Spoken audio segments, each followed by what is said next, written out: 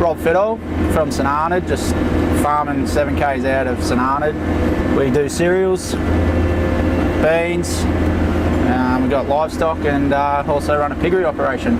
Oh, do you? Yeah. What's the rainfall here generally, supposedly? Oh, supposedly you sort of, probably hopefully get your sort of 10 inches a year, yeah. If you're laughing then, yeah. It's sort of probably backed off a bit less than that, 8 to 7 inches. Yeah. So Rob, tell us about the seeder we're looking at.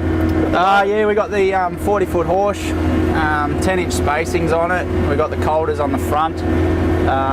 We went the 12,000 litre bin. We liked the way last year we looked at a few around the area and liked the germination of the seed and how it performed through the year as well for the dry year we had.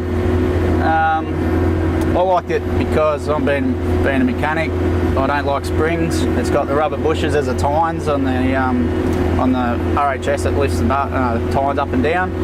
Also on the colders as well, as the same theory of the whole bar itself. It's only got 6-7 grease nipples on it, so yeah, like most farmers, they don't like a grease gun.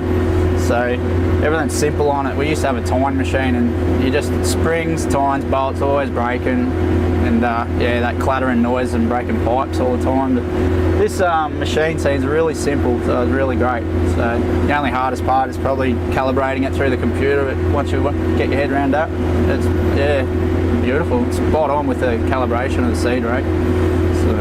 So tell me a little bit about the configuration of it, Rob. Like you said 10-inch spacing. Yep. Is that a standard spacing for around the area or something you're looking at? Or?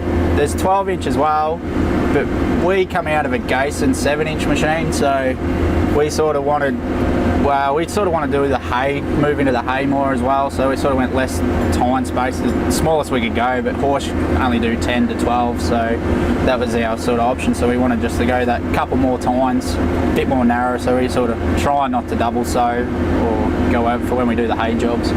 So yeah, the Horsch seemed to handle the seeding, monitoring out the tubes, no worries. So yeah, we're just trying to cut a bit of time, not double sow or anything like that. So that was the idea, sort of 10-inch spacings sort of around here. We're on the red dirt, so we don't have much black soil that sort of worry about being dry. The red dirt holds their moisture better, so yeah, it's probably why we sort of went out 10-inch spacings, but only because we were used to 7, so such a small tine width. With the colders on it, it's, look, the paddock we're in at the moment is pretty bare. Yep. When you've had a bit of trash about, it's handled it well?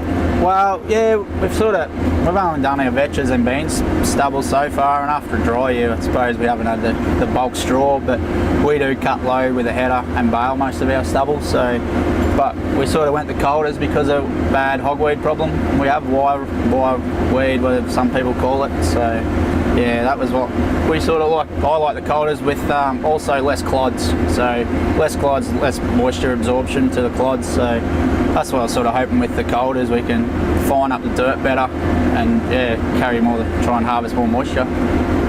What about the build quality of the machine? You would have seen a few machines over your time. Happy with the build quality? Oh, for sure. No, it's a big frame, big steel frame, and it's actually nice and solid. We haven't got much twist or bends in it so far yet, and it's proven us so far. So we have undulated country, so it's going through it well. So no, we were impressed by the welds, the steel, just the machine of it itself looks a heavy duty machine. What do you reckon the time frame of the machine will be? Will it be a 10 or 15 year machine for you? We're hoping longer. Yeah. Yeah, the only reason we went new on this machine, it's the only new one we've gone on the farm.